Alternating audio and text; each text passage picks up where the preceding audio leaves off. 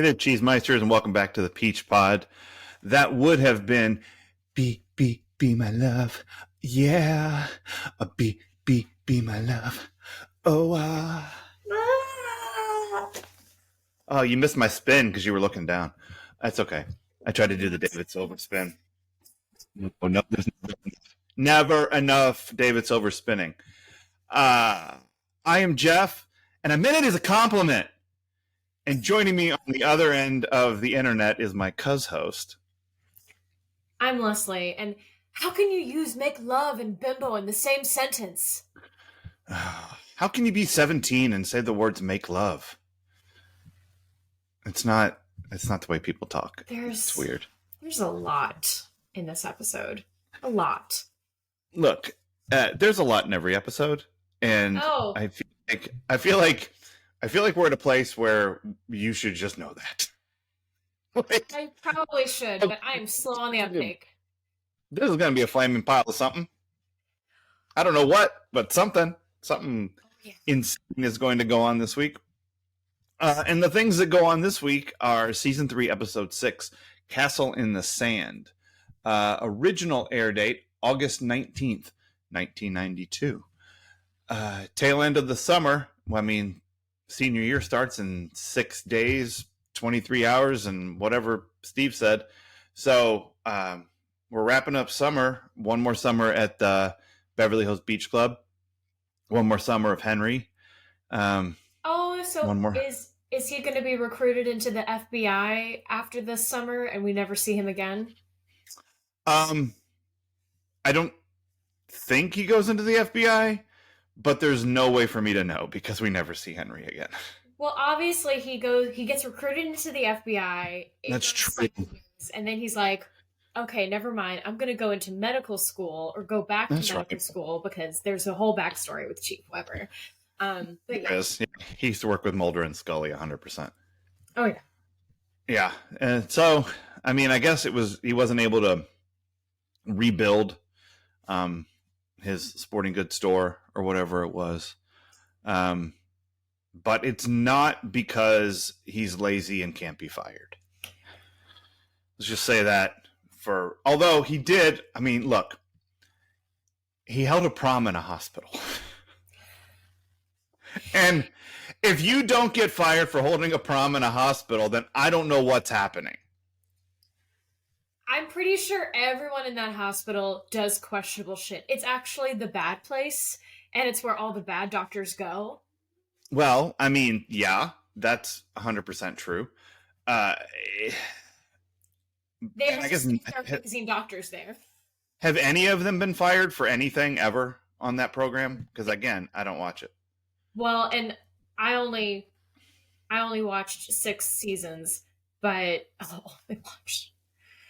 which is such a small percentage when you consider how long that show has been going on. Please end it. I want to knock people out of work, but I want to ask them to look for better.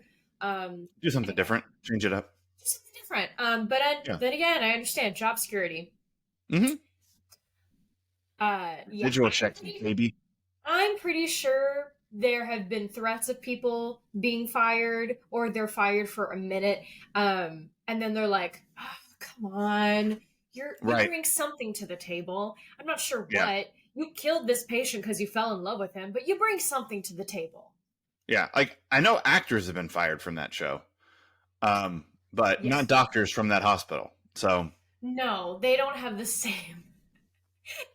Actors don't have a Hippocratic oath, and maybe they should. Maybe we just would do some harm. Just do more harm. That's what they do sometimes. Yeah, it is. It is. All right, back to the beach club and out of that rainy ass hospital. So here's what happens this week. Donna and Brenda come back from Paris and are all whatever about seeing their fellas again. And then there's a party where everybody comes back and Brenda and Jim and Cindy have a rather mature conversation. And then Dylan comes to the party and all of that. I forgot Kelly and Dylan wake up on the beach together after snuggling all night long. You can't tell me nothing happened, Kel. And then Brooke's a fucking racist, like real shitty racist. Becky with the brown hair.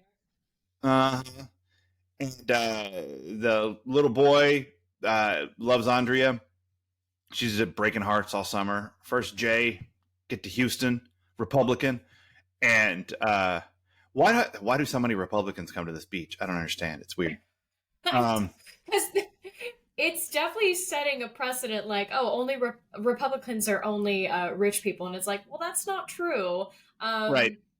Just the work. They can afford this place. Yeah. Although,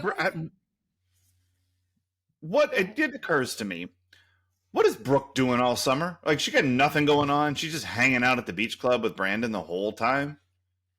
She's run away from home where she has been enduring Stockholm Syndrome and been beaten into, you have to believe this or you're in a cult.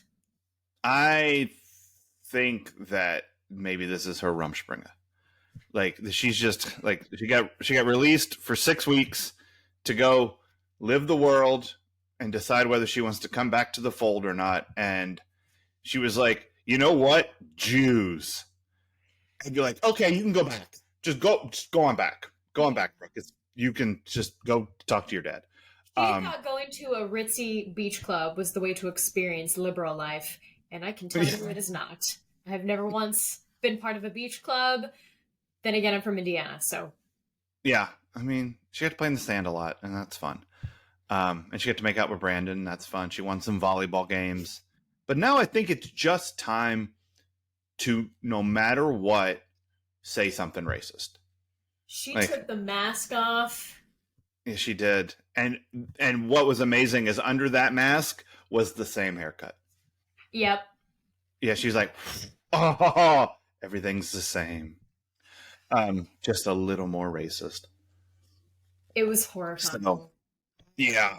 I'll wait until you ask me because I'm sure that's, did Leslie throw up or throw something? I have a few things for that actually. Yep. And then Steve bribes a guy to get David a shitty job. The prime benefit of which I think is just that David was already there. Like, hey, there's no. That's all it takes. Right. No, I mean the benefit for David. Like, this isn't exposing him to an audience that's more than like the people he already knows. Jim is really into it. Like, just did you catch his table wiggle? A little bit. I thought I clocked it enough to memorize it and I was going to do it for you, but I can't. Yeah, there wasn't much to it, but he was really, this is Jim's kind of music. Be My Love is Jim's kind of music. Now, I don't think Jim's going to like switch it up quite as much, but that's right. There's more songs. Is it a song about swinging? Because we know how him and Cindy feel about that. No, it is not about. I don't know what Switch It Up is about. It's about ending gang violence, and it's gonna Switch It Up saves the world, kid. You don't even know yet, but it's gonna. And everybody says we'll always have Paris like 4 times. Yeah. And we move on into the school year with a whole bunch of shit hanging over everybody. Oh boy. Yeah. It's gonna be great. Tell me what strikes you? Where do you want to go with this episode? Because there's a lot of things to poke at and dig into.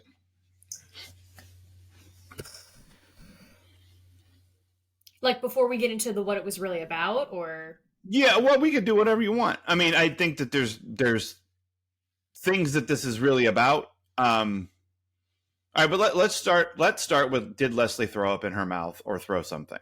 Let's just start there.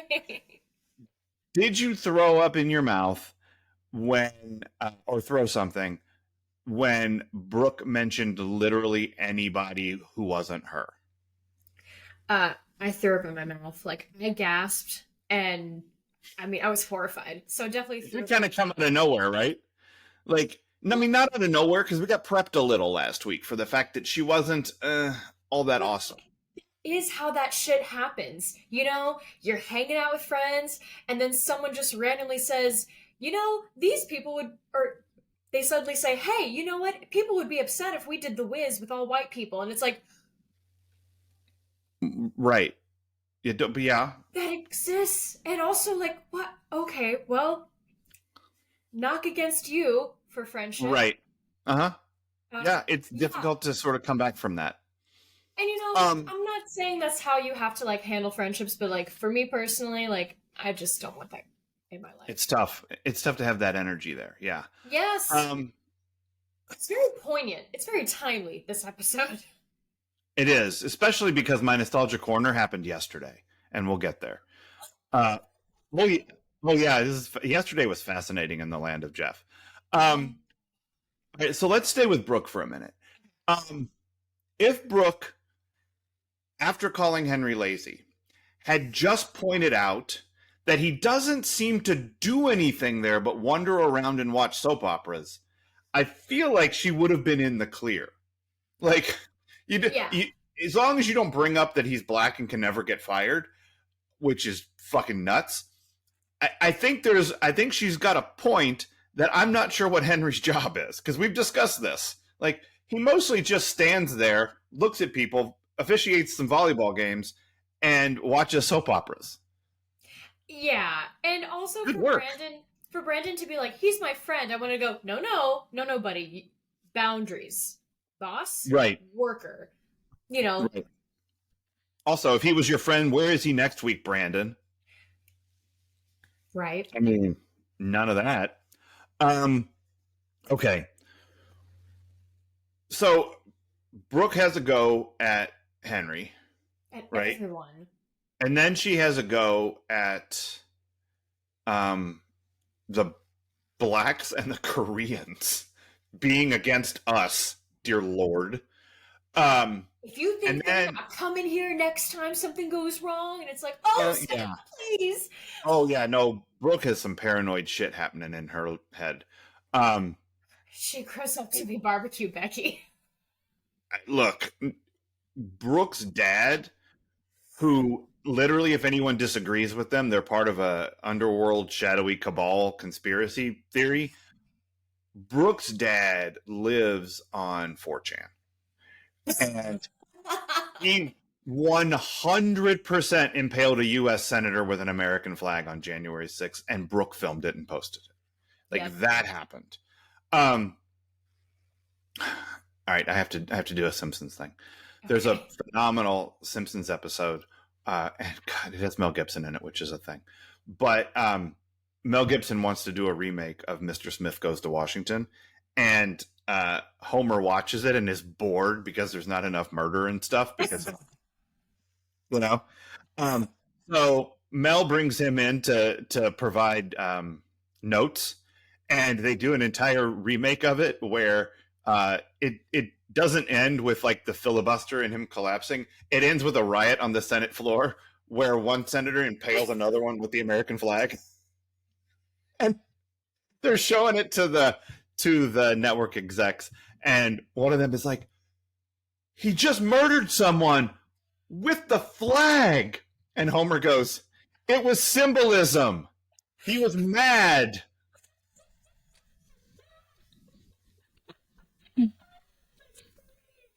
Yeah. So oddly prescient, Simpsons predicts the future. And the future was Brooke's dad on January 6th, 1,000%.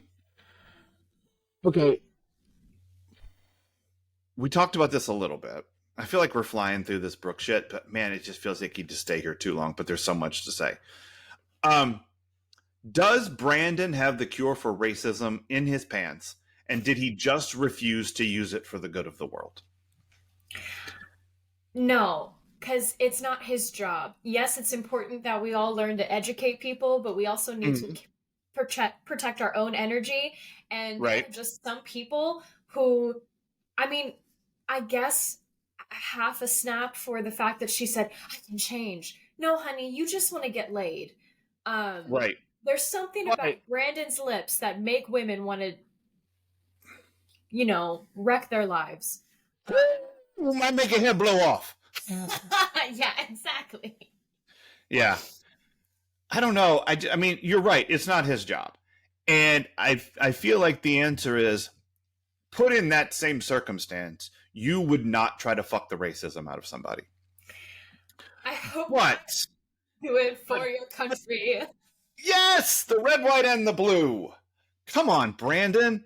Like, Brooke is willing to change her racist ways if you just give her some of that D. And he's like, pass. I mean, because he doesn't really want to do the work. Like, you know, he unfortunately, I would gonna go somewhere for a minute. He is that liberal that everyone is assuming all liberals are, and like he just wants to yell at people and not do anything. And it's like that's right. not everyone. Right. But yeah. there's Brandon would do anything for love, but he won't do that. And I feel like now we know what Meatloaf was talking about. Yep. He will not bone the racism out of one floppy-haired chick. And I think he finally saw what the rest of us saw, which is her? Really? Why? Really? Yeah, I know. Yeah. I just, for someone who spends so many episodes trying to fix it, and you could have fixed it, Brandon. Maybe you could have moved the ball just one further yard down the field. And all you would have had to do is throw a solid hump into this chick. And you won't do it. Do you really care? Do you really care, Brandon? I don't know if you do. Brandon is that guy who has come up to me and said, how can I help feminists? And it's like, well, you know, read, for one thing. Don't usurp the conversation. And I think Brandon also saw in this opportunity, well, if I change her, then she's going to talk as much as I do, and she may yell at me. So I don't really want that. That's a lot. He's an old Democrat. I like, in my head, that conversation that you just described went like this. How can I help feminism? Well, first you can take your hands off my tits. And then... Exactly. Yeah. Oh, man. So, yeah, Brandon knew something was off. Yeah. And it was off. It went off the rails so fast with Brooke. And she was only this horrible for like 20 minutes of screen time. But she's so horrible that when I think of Brooke's stupid haircut, I think of how racist she is. Like, I don't think about the volleyball stuff, and I don't think about the not wanting to help the homeless guy stuff. I think about how racist she is. Is it a Nancy Reagan haircut? No, it's too poofy for that. Like, it kind of poofs a bit. And maybe that was their subtle way of saying they have a haircut, because that is still a common joke. Like, yeah. And she has been saying microaggressive bullshit like for the longest time. But again, it was so sneakily done, and it I don't know if we're ready to go there, but it very much leads into like what I think this episode's about. Tell me, what was this episode really about? I think this episode is about how we don't actually want to see red flags because we don't want to miss out on the opportunity to get laid or have love in our lives. Yeah. I mean, I think that's happening all over this episode. I mean, Brandon has been blind-eyeing... Well, I mean, Brandon has been blind-eyeing Steve for a long time. Just ignoring... You can have her. Right. Yeah, he's like, Steve, she's like so much more your type than we ever thought. It's not just the volleyball. It's the racism, too. Like, she's the total package, dude. And she has like... Not for nothing, but you both have really questionable blonde haircuts. And I think that you should maybe, bring it together. But yeah, it is, Brandon was blind-eyeing that. I think we see that Brenda is trying to blind-eye some things. Because she clearly has... Listen, she's also been watching the show. And she knows that her and Dylan should probably be ethically non-monogamous, but they don't know that that's a thing yet, or at least it doesn't have the label. And so she definitely feels like there's something happening there. And she asks him, but just like with Jim, we don't get a straight answer back. You know, Mhm. nothing really gets resolved in this. And Yeah. she's like, okay, well, I'll admit to mine, and then we'll just move on. I'll admit to mine. We'll assume you did something too, and go on about our business. Yeah, because like she presents the, um, you know, she dips her toe in the water of who did you fuck this summer Yeah. when she's like, but then I just but then she gives him an immediate out.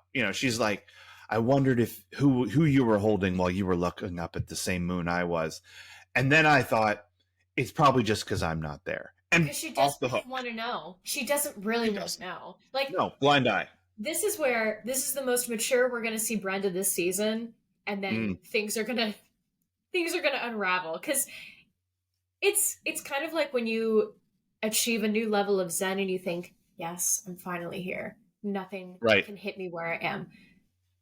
And then Something someone horrible cuts you happens. off in traffic. Yes. Yeah. Someone puts your mail in. Someone's mail gets put in your mailbox, and you're like, "Fuck everything." And then you get summoned for jury duty, like. Right, right. It doesn't even have to be that bad. It could just be like, "This isn't my quip. This is my neighbor's quip." Like their toothbrush, not my toothbrush.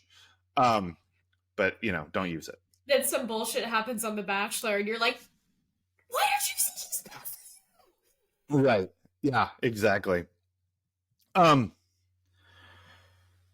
So I think we probably should spend some time here in Dylan and Brenda and Kelly land. But I think you're 100% right about them all turning a blind eye, trying not to see. I want to say too, Kelly definitely has been ignoring the red flags because she ignored them with Jake. Yeah, Just like, oh, really cute older man who likes me. I can fix him. And then I'm gonna say with fuck the Dylan, too, racism right out of Jake. I can fuck the emotional abuse right out of him. Um, Yeah, no, you can't. I wonder what's been going on in Melrose since we haven't gone there the last 3 weeks. I don't. I don't either, really. I don't care. I don't care what's happening there. They're all having fights in the pool. It's fine. Yeah, but I think too with Dylan, like, whatever your feelings are on cheating, if you have gotten into a relationship with someone from a cheating thing and it's still working out, good for you. But it's kind of a red flag to be getting with someone who is Mhm. not, who's like blatantly not acknowledging or not wanting to talk to you about the person they're with coming home, and you all are going to have to deal with this shitstorm. Like, Right. that's your red flag. And Yeah. he does have other red flags. Like, not that Dylan is a bad person, he just, we all You have know who flaws. I am. I know who I am. Everybody knows who I am. I'm the bad boy. I'm mad, bad, and dangerous to know. Don't you know this? I have sideburns. Look at my hair. It's swoopy. Yeah, and I Donna and David aren't seeing any red flags yet from their summer activities. Here's a red flag, and this is also, did Leslie throw up in her mouth? Oh, I'll wait to drink this. That's a good idea. Is it a red flag that David walks into Kelly's room shirtless after Yes. masturbating? Yes, because he's Yeah. clearly been watching. Okay, two things. He's been watching how Brandon and Brenda interact and goes, "Ooh, that's hot." Siblings, yes. Which They share a bathroom. Brandon, full hand on like Brenda, being like, "I'm glad you're back." Aggressive pull in. I was like, "Whoa." Oh, I didn't even see that. Oh, I've been clocking it. Excellent. And then also he's been watching porn because he's like, step siblings. Uh-huh. Yeah, I've heard that's a thing. I mean, I sent you the shortest we're not really video related. possible. Yeah. We're not really related. And also, but here's the thing. Can you blame David? Because, and this is what I'm wondering if you threw up in your mouth about, the idea that he was in there watching porn because he had to go 6 full weeks without getting a handy from Donna. No, I did not throw up in my mouth. I was, again, shocked at the washboard staring right at me from the TV. Yeah. I David was is fit. I was unsettled. No, not you weren't Newman. No, I feel very weird when younger actors are attractive to me, even if they're like legal. It's just like, ooh, this is weird. Well, Um, I will say this: he is older than you are, so it's good. It's okay. yeah, Um, fine. but it still feels weird. I don't know, but a lot of things. I think it's totally fine when like if you're like I was 3 years old, uh, that 16-year-old was cute. I Sure. think that's fine. I think like I when I was 11, I thought 12-year-old Alyssa Milano was the hottest thing on the planet. Well, and like You know, you can totally notice these things and acknowledge them in your brain, but it doesn't mean it has to come out of your mouth. that's a thing. Yeah. I thought you just had to say literally every thought you had. I Um, know. A bunch of uncles just like shook their head and stopped. No, you don't have to say everything. it is my experience that say that you have to. I think that's how it is. Um, That's fair. I would encourage people everywhere to stop and think before they speak. Tiny filter. Apply the tiny Just, filter. myself included Yeah, sometimes. sometimes sure. Um, all right. So I think that one of the things this episode is really about is uh, learning to lie and who is good at it. Because so Brenda has been like figuring this out. Like she started with Rick. She's like, I'm going to start with a big lie. I'm from France. And my last name is Dubois. And it worked. And then she's like, I'm going to just lie to him and tell him I'll meet him tomorrow. It'll be easier. So like Brenda is feeling okay about lying. She comes home, starts smoking, lies about that. Feels okay about it. Doesn't really want to tell the truth about Rick. But it's like she feels like she kind of has to. But again, I think what she's doing there is it's like in the the pilot of the X-Files when Deep Throat tells Mulder that a lie is best delivered between two truths. Oh. Like you tell people a couple things that are true, and then you can slide a lie right in the middle of there. And so she's like, she's just giving enough truth to be able to hide the lies. Dylan seems very comfortable lying. Yeah. Like he is just like he doesn't want to lie to himself, but he's totally okay lying to everybody else. And he's getting his practice in. One where I don't understand him. Like if we could have him talking to some character and being honest or like writing in his journal something, just right. Because I truly don't understand where he's coming from. Like I can't tell if he's it's kind of like that question you have over certain people like are you just dumb or are you manipulative? Yeah, I don't know. I've never thought like I've never really considered that. Like what is Dylan trying to do here? But it's a fair question because what the fuck are you trying to do here, Dylan? Like it's not a good look.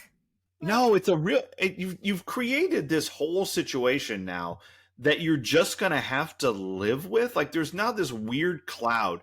Like there was this, and props to Jenny Garth for playing this because you feel it. Mm-hmm. Every scene she's in, there feels like there's a cloud over her head. Oh. Like there's just this unspoken ooginess out there. Yeah. And she knows that she has participated in the creation of something toxic. Mm-hmm. And she's not comfortable lying about it, but she's having to get herself there. Mm-hmm. But also she's like, what if Dylan tells the truth? And David is like, this will blow over. It's fine. I'm not sure that at this point I would listen to David about relationship advice. I don't know that I would take that from the dweeb from last year. You know, like Yeah. he's got washboards now and he can better than just about anybody. But that doesn't mean he knows stuff. Kelly has the most conscience out of Brenda. She does. And yeah, I think going to be really tough for her because, like, she's clearly, and she mentions this in the episode, she's clearly fighting against a perception people have of her. Mm-hmm. And I think much like Jen on Dawson's Creek, she's going to go through at some point, be like, well, you know what? Fine. Fuck you all. You all think I'm this way. I'm going to be this way. Right. I mean, I think there's something to be said for Kelly just doing what she wants to do. Yeah. And not because, like, I don't know what she wants here. No. But I feel like she wants everything out on the table and let the chips fall where they may. Like, that sort of seems to be like, because she's very uncomfortable in this circumstance. She doesn't like lying to Brenda. She doesn't like pretending that this thing with Dylan didn't happen. I think she would prefer that Brenda never came back and she could just keep dating Dylan and everything's fine. Sure. But what that means is she's fine with losing the relationship with Brenda. Like, deep in her core, she's okay with that if that happens. Yeah, right? She's definitely not acknowledged it, I don't think. No. But I think deep down what she wants is what she's been doing with Dylan. Plus more. When Brenda mentioned the thing with Rick, I feel like, or I thought for a minute, oh no, Kelly's gonna have leverage on you to be like, she did such and such too, except for Brenda admitted it to Dylan. But yeah, part of her was thinking, oh man, if you had just done that, you could have. Yeah. Mm-hmm. Yeah. And that almost worked out. One fell swoop. But no, there's probably going to have to be a couple of fell swoops for this to resolve in any real way. The other thing that I think this episode is really about, and this isn't even subtext, they put this in the fucking text. Sandcastles never last, and neither do summers. So I can even wash away the sandcastle at the end because the rat symbolizes obviousness. And and they wear out the "we'll always have Paris" line. Like, it's not funny anymore. Like, no. We get it. Like, that, we can't do that anymore either. Like, Andrea has to let little Jimmy, or whatever his name is, Cameron. I just want to tousle his hair because it's like just floppy mop, Yeah. He's got good kid tousling hair. But she's like, no, this was just the summer, kid. I thought the way she sort of handled that situation was pretty sweet with him, actually. But it was like, this was just a now, and I'm going to go back to school and you're going to go back to what you do. We're not going to, this isn't reality. This is summer. And Brandon is like, summer fling, racist Brooke, later Gator. And Dylan and Kelly are both like trying to put this summer thing. It was just a summer fling. It's not a big deal. Put it away. David's doing that with Nikki. Brenda is trying to do that with Michurik. They're all doing it. They're all packing away the summer because this isn't real. Yeah. This was just what we did now. Now we'll see if that's true because sandcastles wash away, but the tide comes back. So there may be some things that we're not done with here. Sadly, Henry and Brooke. Henry is one of the sad things we're done with. Brooke is one of the not sad things we're done with. Yay! Get out. Brandon didn't fix it with his schwanz. He could have solved racism. Yes. I have some thoughts about what could be coming. Oh, yes, you said you had a prediction. All right, here we go. This is an experiment ongoing to see if I cannot give shit away and if you can't pick up on something. Because here's the thing, and I said this to you yesterday in text. Recently, you predicted something shockingly close to accurate, and when everybody heard it, because they haven't heard it yet, but they've heard it by the time they're hearing. This is very confusing. It's time. Anyway, when everybody heard you make that prediction, they all went, "What the fuck? Really? She got close." Amazing. I don't know if I gave that away or not. I feel like I didn't. So I think you did. Okay. So let's go. Let's see. My next thing is because we Yes. we see near the end of the episode, there's a very like weird, only weird because of this friend group does too many. This friend group is all about the platonic kiss, and I'm like, if my guy friends had been kissing me as much as Brandon, or I think it's only Brandon, kisses these other girls who are his friends, like it would have been in bigger trouble. Because I already was someone who got like, I don't know, enamored too quickly. Right. So I had a girl kiss me on the cheek once. I was in love with her for like a month. Oh, great! It wasn't just me. No, it wasn't just you. When I was like a freshman in high school or something, I was like, no. Right? Love. Anyway, Go ahead. What's your prediction? So they have a moment, and I think what's going to happen is Kelly and Dylan are going to be they're going to be put on the back of the stove, still simmering for a little bit. Okay. But Brandon is going to realize that he likes Kelly, and there's going to be this like brewing tension between those two being a thing while she still likes Dylan. Meanwhile, Brenda's slowly going to be figuring it all out, or figuring out what happened as she's seeing the tension between Kelly and Dylan. And then finally, it's going to come to, a tantamount moment where Brandon, Dylan blow up at each other over Kelly. Brenda loses it because Kelly and Dylan were a thing, and they're all going to like end their friendship. And it's like, no, it's senior year. No, you can't do that. But then finally, they'll all come together again by prom. Okay. All right. Interesting. I guess we'll see what happens. Yeah. I'm just going to burn down the school. So, did I tell you that Erin is the connecting tissue between this show and the 90210 reboot? You did. Yeah. So I don't think she burns down the school in the reboot, but Silver gets into some shit. She goes by Silver in high school. God. Yep, she gets into some shit. Cool. Wow. Well, I mean, I don't know. I think she's cool. All right. So I thought you were going to go somewhere else with your prediction, because there's something that I noticed in this episode that I never really noticed before. And it was how it feels like they're laying the groundwork for Steve and Andrea. Yeah, well, they've been laying that for a while. And yeah, I would be shocked if they let that happen, because I feel like that seems like a very unconventional relationship for the 90s. But I like it. She actually brings out something decent in him. And he seems to genuinely like her. Yeah, again, I don't think that's going to happen, but that would be really cool if it did.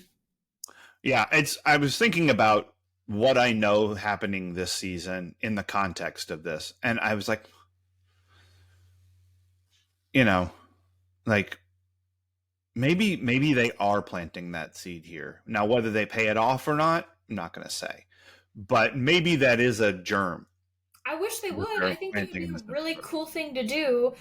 I mean, obviously Andrea could do better. However, again, she makes him palatable. I don't know. She got Republicans and 12-year-olds coming after her, so she's fighting them off with a stick right now, Andrea. She changed her hair. Slightly. Yeah, slightly. That's you just predicted something else that doesn't matter, but there is a thing where Andrea dyes her hair a little bit, and Donna and David have a conversation about it. You'll enjoy it when it happens, I think. Oh my god. You may throw up in your mouth a little. Hard to say. I hope she goes ginger and it freaks everyone the fuck out because people get freaked out unnecessarily about gingers. I will say that at some point, way down the line, Donna has red hair. Oh, I have seen that photo. Yeah. I was just thinking too as you were talking about this and like laying the groundwork of where this show is going. And here's the great thing. No matter how many pictures I see, I am never going to understand how they get to, I don't know what season it is, but I keep seeing photos of the cast down the road and I'm just like, there's 4 people. I have no idea who the hell they are.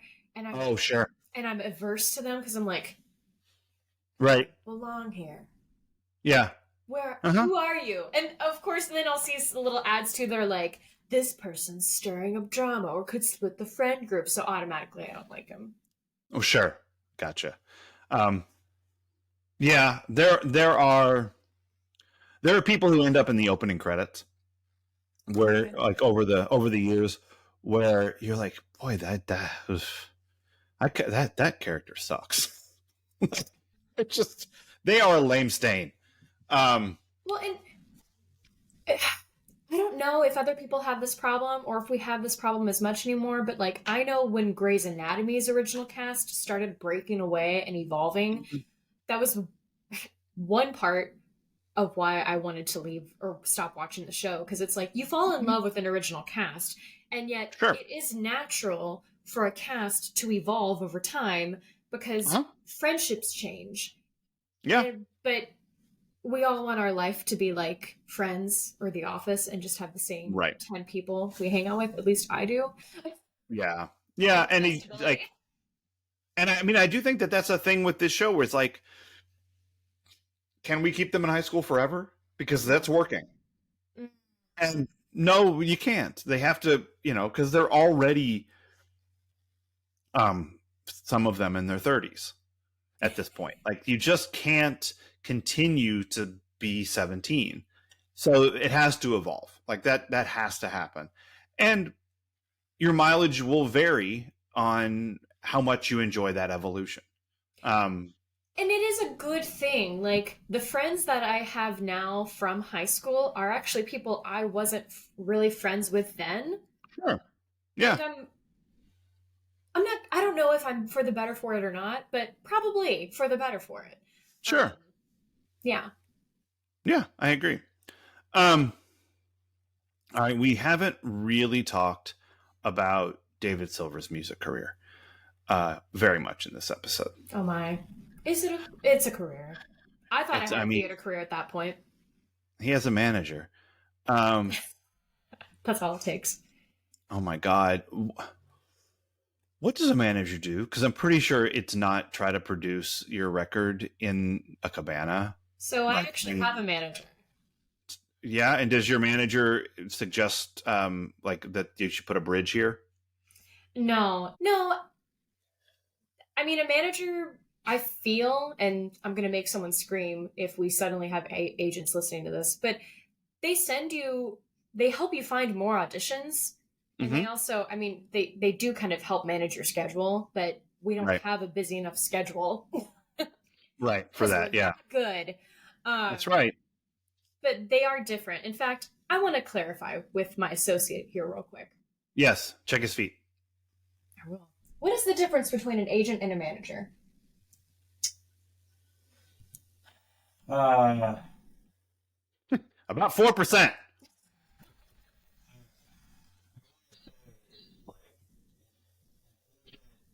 Just like helps you get like negotiate contracts. But a manager, while sort of similarly doing that, also like gives you advice on like what to take and what not to take, and like helps guide you in terms of where you should be going next. And so they usually take like 20% cut versus like agents are capped at like 10. I was so close.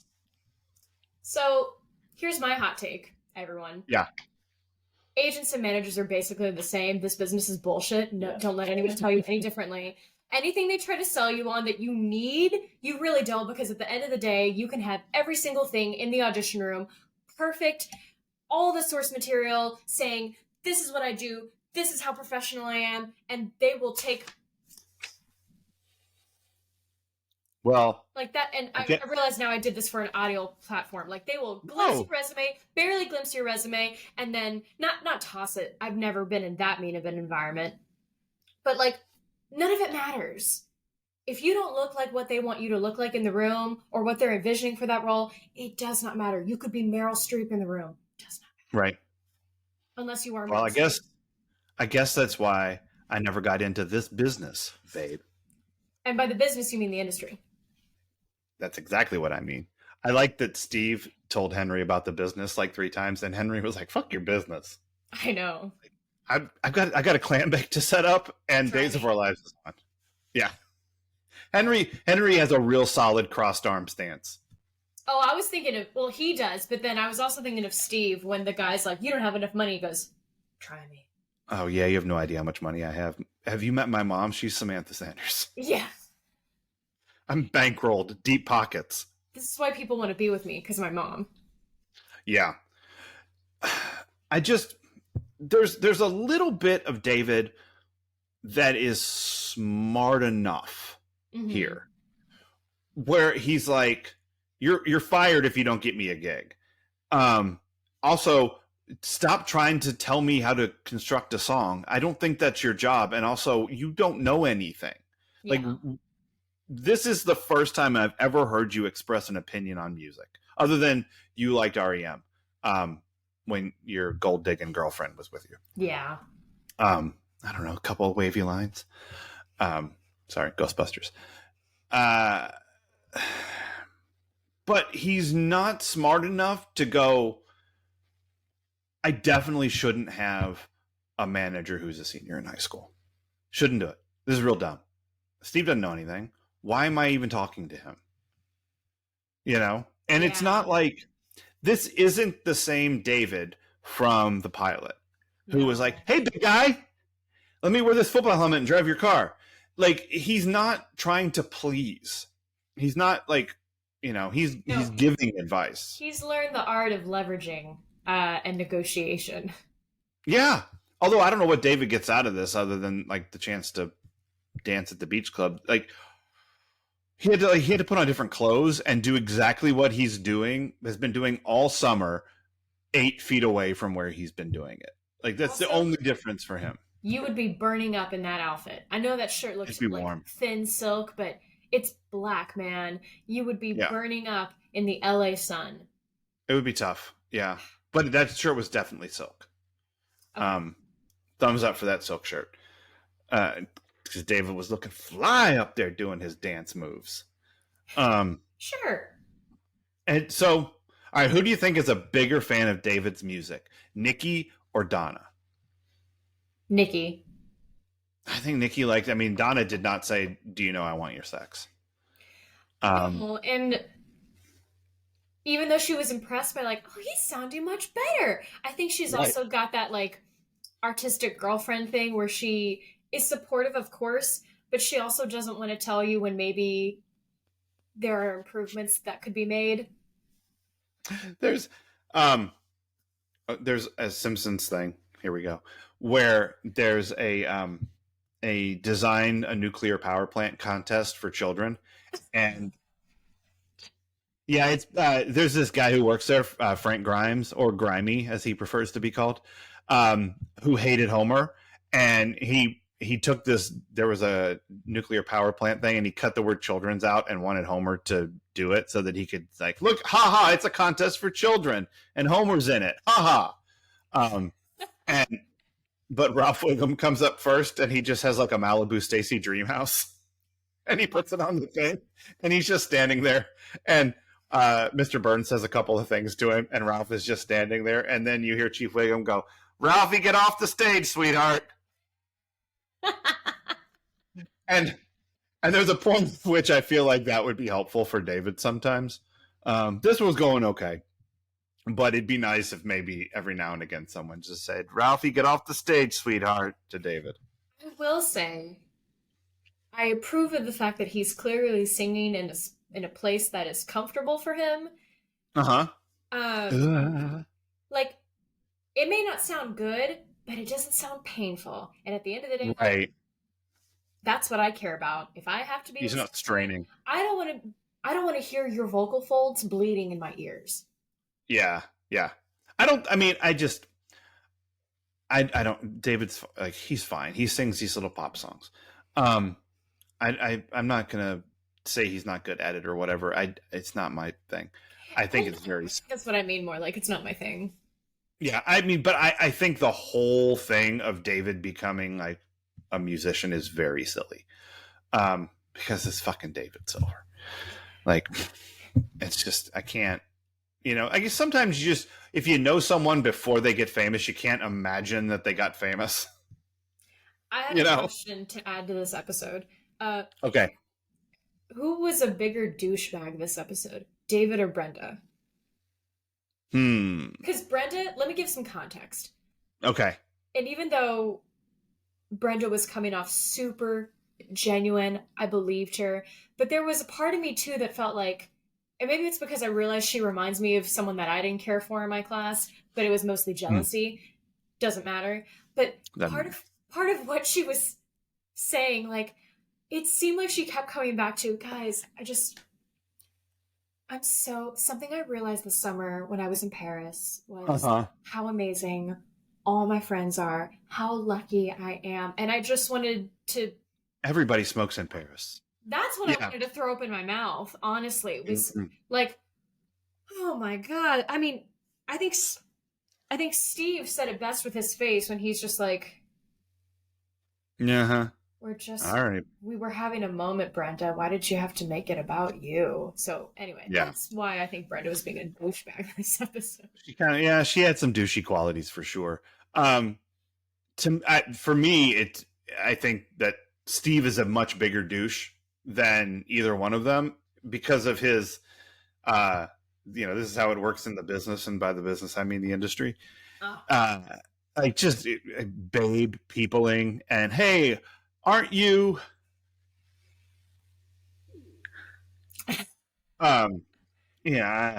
Steve.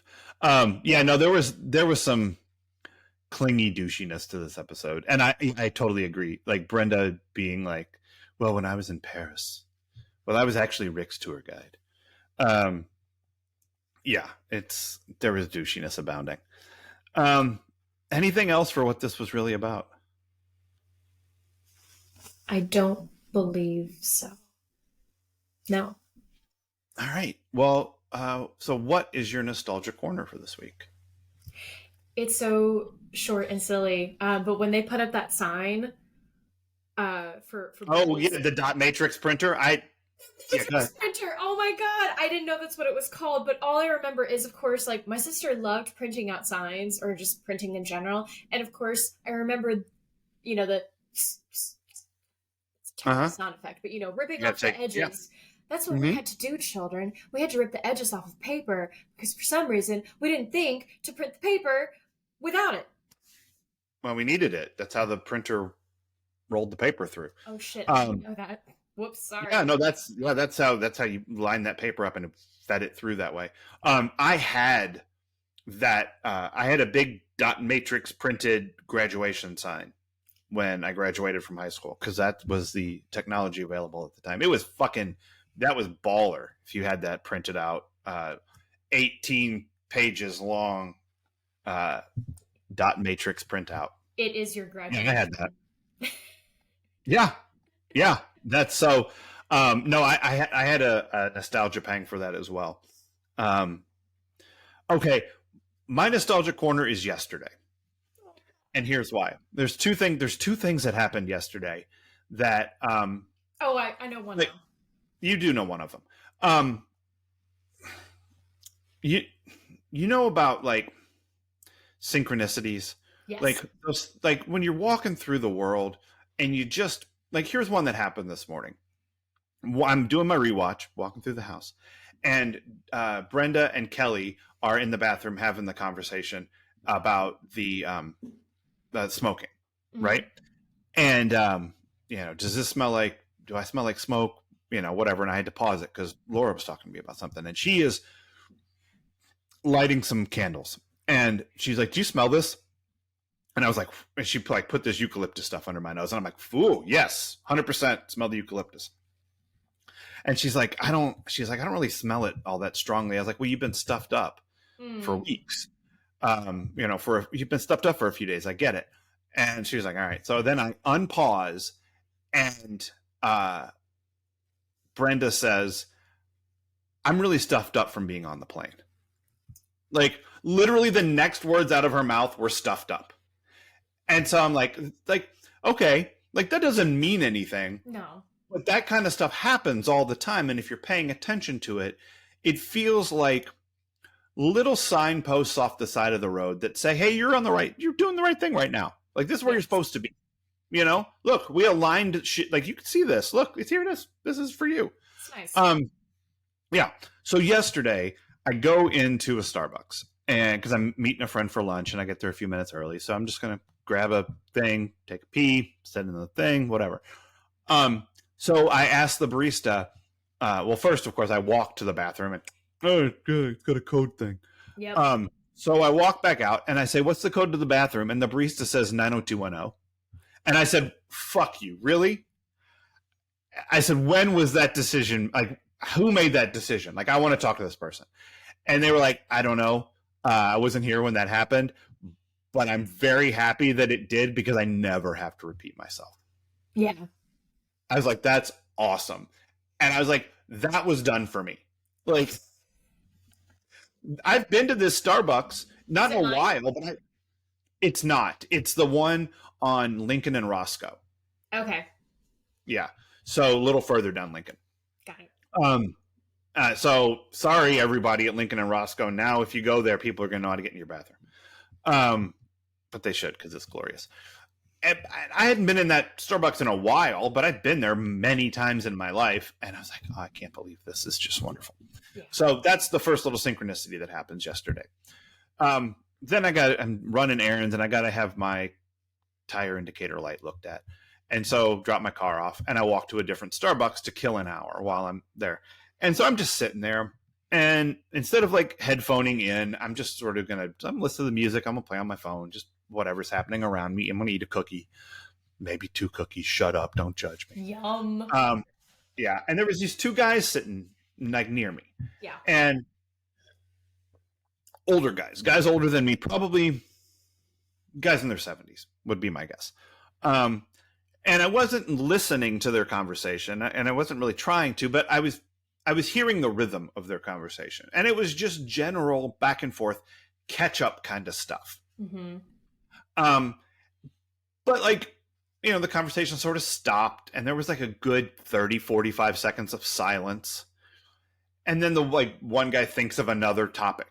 And so they, so it like, there's a strained quality to the conversation as it is, just because you could tell it was small talk and reminiscence between 2 people who hadn't really seen each other very much. And like, well, what are we going to talk about? And so like, you could actually hear the wheels turning. Like, what am I going to bring up that we can talk about next?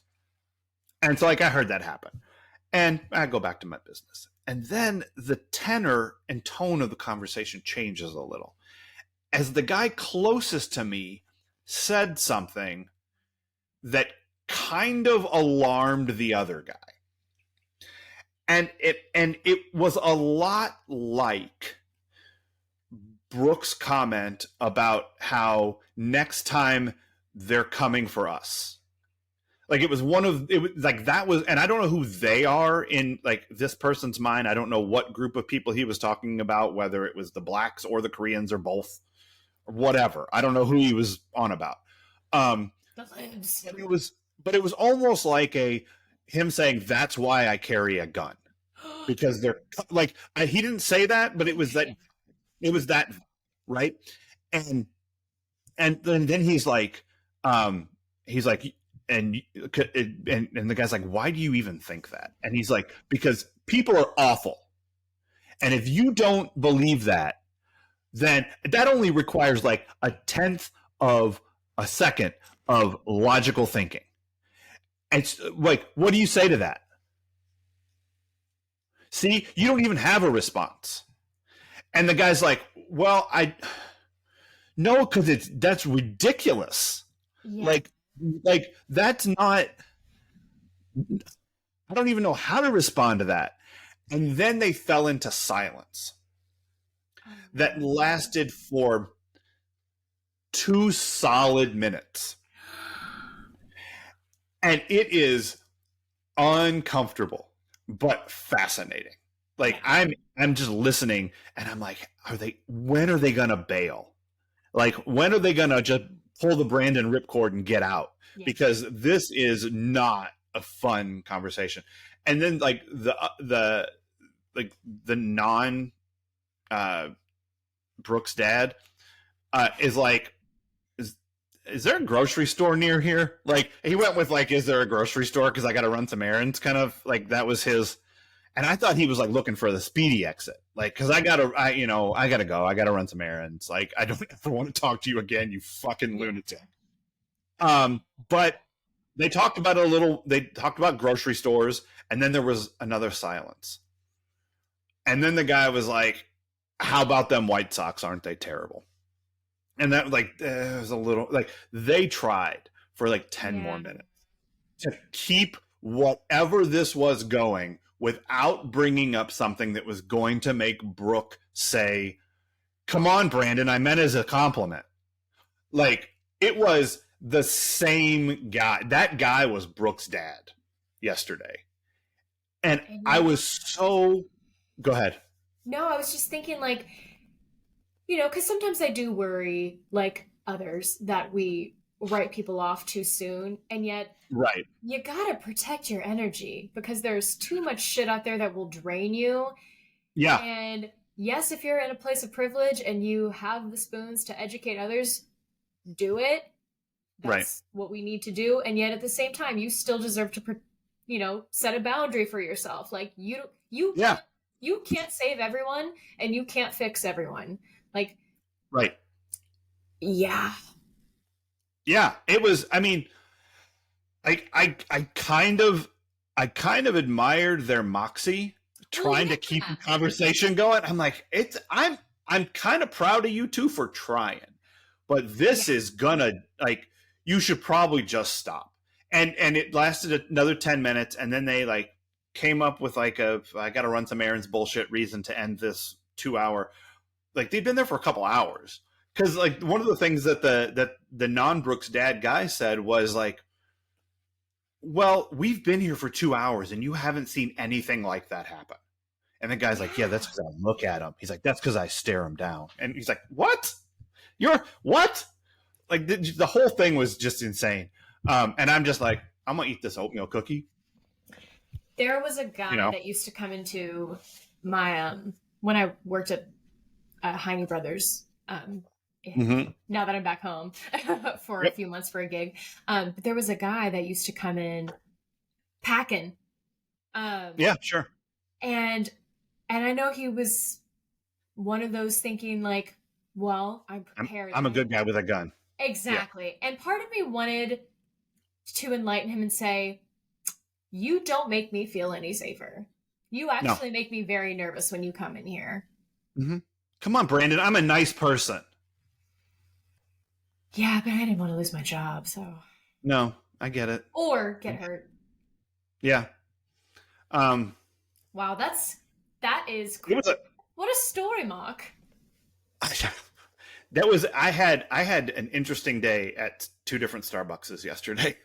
Like, I don't normally go to 2 different Starbuckses in the same day. Or I'm sorry, Starsbuck.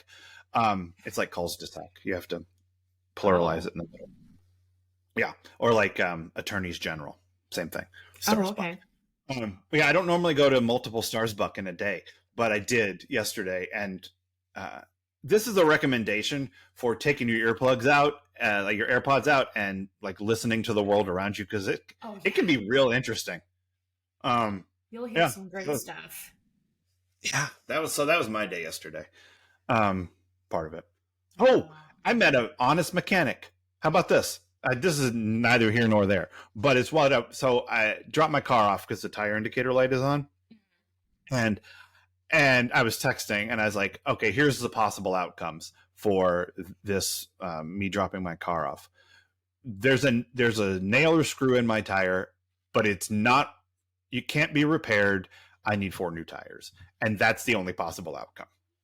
Like, there's no chance that there's nothing wrong with my tire. There's no chance they can put a patch on it. That's not going to happen. And if we replace this one because of balance, we got to replace all 4 of them. Like, I'm in for $1,000. Like, I know that this is where my day's going. And the guy calls me and is like, there was a screw in your tire, but we were able to patch it. I was like, fuck me running. You got to be kidding me. You were able to, really? And it's going to cost me $30? I'll be right there. Wow. Yeah. So I don't know. All my tire troubles, I'm going to this place from now on because that was crazy. Never, literally, I didn't think there was a chance I wasn't getting 4 new tires yesterday. That's how locked in I was on that outcome. I know, right? I mean, to be fair, when they told me I needed 4 new tires, like, they showed me the cracks happening in the tires. Like, I will say,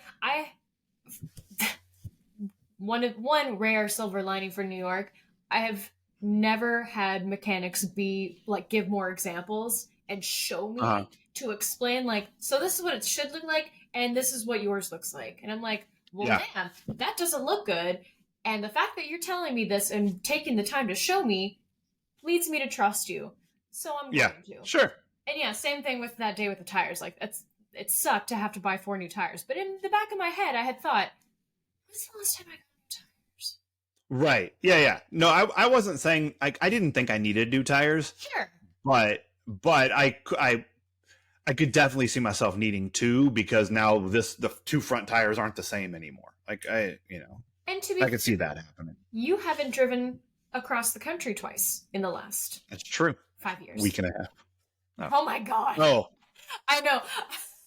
So exhausted yesterday, and I realized. I would imagine. Because we both went, why are we so tired? And I went, maybe it's because we've driven from New York to Indiana like 3 weekends in a row.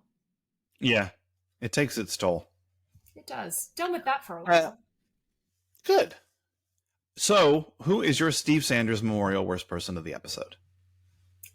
Let me think. No, it's Becky with the bad hair. It's Brooke. It's Brooke.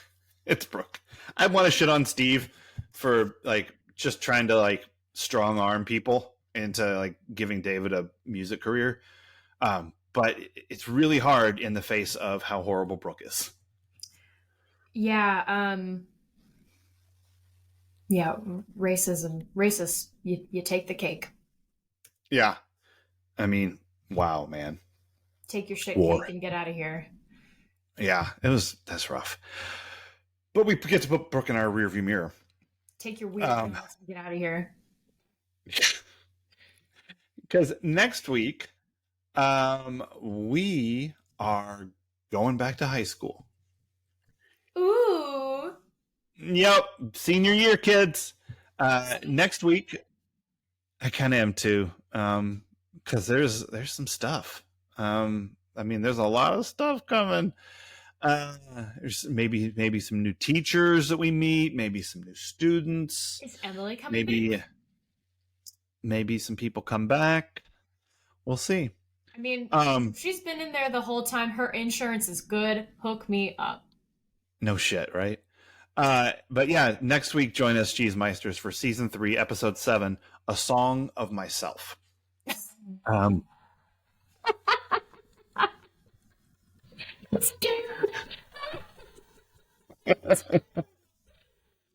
Yeah, but that's what we're doing. Song of Myself next week, Cheese Meisters. So until then, bye. Bye.